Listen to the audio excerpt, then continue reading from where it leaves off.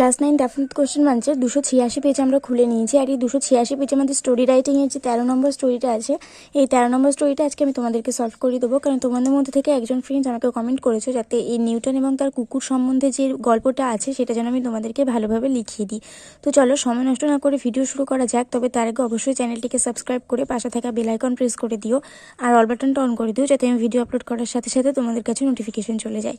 তো দেখো আমি এই গল্পটা কীভাবে লিখে নিয়েছি।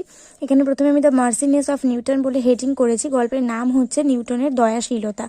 আর তারপরে আমরা গোটা গল্পটা দেখে নেব। তো ফার্স্টে আমি লিখেছি Newton is one of the greatest scientist of all time. Newton সর্বদাই একজন মহান বিজ্ঞানী। He dedicated his life to his research on how the universe works. তিনি সবসময় এই মানে কিভাবে মহাকাশের সব কিছু কাজ করে, কিভাবে মহাকাশে সব কিছু আবর্তিত হয় বা সব কিছু পরিচালিত হয় সেইগুলো সম্পর্কে তিনি বিভিন্ন গবেষণা করেছেন।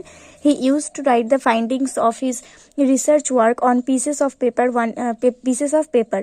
তিনি সর্বদা নিজের কাজের সমস্ত ফলাফল একটা কাগজের টুকরোতে লিখে রাখতেন। One day living those important research papers on the table. একদিন টেবিলের ওপরে তার সমস্ত গুরুত্বপূর্ণ গবেষণা সংক্রান্ত কাগজপত্র রেখে দিয়ে Newton went out of his house. Newton তার বাড়ি থেকে বাইরে বেরিয়ে গিয়েছিলেন ফর এ ওয়াক, একটু হাঁটার জন্য। হি হ্যাড, এখান থেকে তোমরা প্যারা চেঞ্জ করবে, আমি প্যারা চেঞ্জ করতে ভুলে গেছিলাম। এইটুকু লেখার পরে দেখো আমি এখান থেকে ব্র্যাকেট দিয়েছি, তার মানে এখান থেকে তোমাদেরকে প্যারা চেঞ্জ করতে হবে। He had a little pet dog named Diamond. তার একটা ছোট কুকুরের ছানা ছিল, তার নাম ছিল Diamond. Newton loved this dog as his son. Newton তার সেই কুকুরটাকে নিজের ছেলের মতনই ভালোবাসতেন। দ্যাট ডে, এই দিন, ওয়েন নিউটন ওয়াজ আউট, যখন নিউটন বাইরে গিয়েছিলেন, diamond enter the research room. Diamond ওই গবেষণার ঘরে প্রবেশ করলো। এ bundle of Newton's long 20 years research paper was lying on the table beside a lighted candle. নিউটনের 20 বছর ধরে কাজ করা একটা গবেষণা সংক্রান্ত কাগজ ওই টেবিলের উপরে রাখা ছিল এবং একটা জ্বলন্ত মোমবাতির পাশে। তারপরে আবার প্যারা চেঞ্জ করতে হবে। অল অফ এ সাডেন, হঠাৎ করেই diamond jumped on to the table. Diamond ওই টেবিলের উপর লাফ মারলো অ্যান্ড ওভারটার্ন দ্য ক্যান্ডেল, এবং ওই মোমবাতিটাকে উল্টে দিল। অ্যাজ এ রেজাল্ট, ফলস্বরূপ, Newton's research paper caught fire and turned into ashes. নিউটনের গবেষণা সংক্রান্ত সমস্ত কাগজপত্র আগুন ধরে গেল এবং ছায়ে পরিণত হয়ে গেল।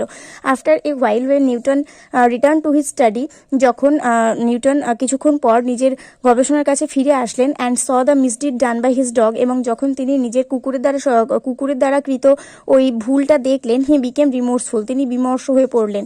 But he said nothing to his dog, কিন্তু তিনি তার কুকুরকে কিছুই বললেন না। Patted on his back and calmly said, তিনি ওই কুকুরটার পিঠ চাপড়ে দিলেন এবং শান্তভাবে বললেন, you don't know what a mischief you have done, তুমি জানোই না যে তুমি কত বড় ভুলটা করে ফেলেছ। Then he patiently went to his work, তারপর তিনি শান্তভাবে ধৈর্য সহকারে নিজের কাজে ফিরে গেলেন। মোরাল হচ্ছে, এই গল্পের নীতিকথা হচ্ছে, forgiveness is a great virtue, ক্ষমা হচ্ছে একটা মহান গুণ।